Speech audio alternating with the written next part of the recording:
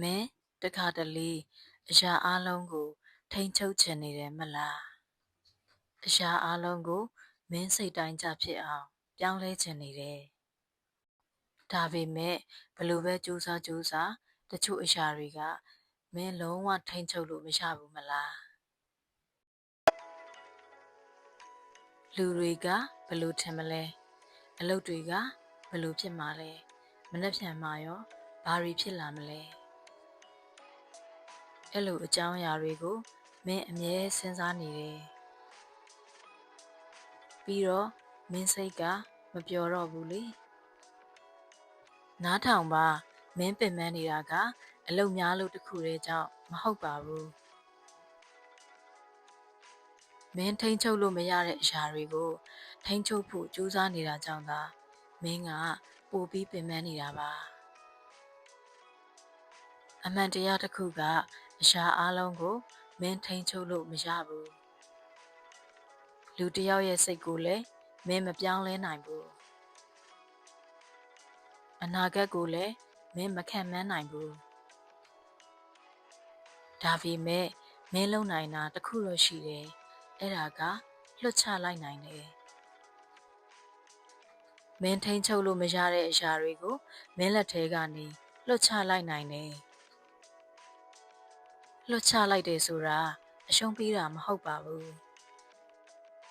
လွတ်ချလိုက်တာကမင်းကိုယ်တိုင်ကိုကယ်တင်လိုက်တာပါမင်းရဲ့အရာရာကိုထိန်းချုပ်ချင်နေတဲ့စိတ်တွေကိုအလေးအနက်မထားတော့တာပါလူတစ်ယောက်က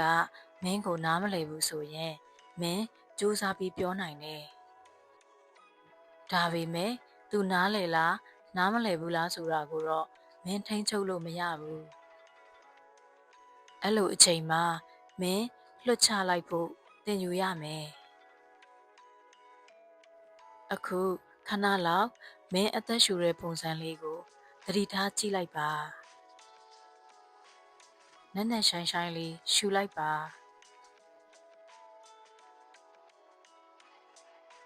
ဖြည်းဖြည်းလေးပြန်လွှတ်ချလိုက်ပါမင်းရဲ့အတွေ့တွေကိုခဏလောက်အနားပေးလိုက်ပါဦးမင်းထိန်းချုပ်နိုင်တာတွေကိုပဲအာရုံစိုက်ပါမင်းလုံနိုင်တာတွေမင်းစိတ်မင်းရွေးချယ်မှုဒါတွေအားလုံးကသာမင်းတကယ်ထိန်းချုပ်နိုင်တဲ့အရာတွေပါမင်းအရာအားလုံးကိုမထိန်းချုပ်နိုင်တာကမင်းအားနည်းတာမဟုတ်ပါဘူးဒါကလူသားတစ်ယောက်ဖြစ်နေတာကြောင့်ပါဒီညတော့မင်းထိန်းချုပ်လို့မရတဲ့အရာတွေကိုခဏလောက်လွတ်ထားလိုက်ပါမင်းစိတ်လေးကိုအနားယူခွင့်ပေးလိုက်ပါမင်းအေးချမ်းဖို့ထိုက်တန်ပါတယ်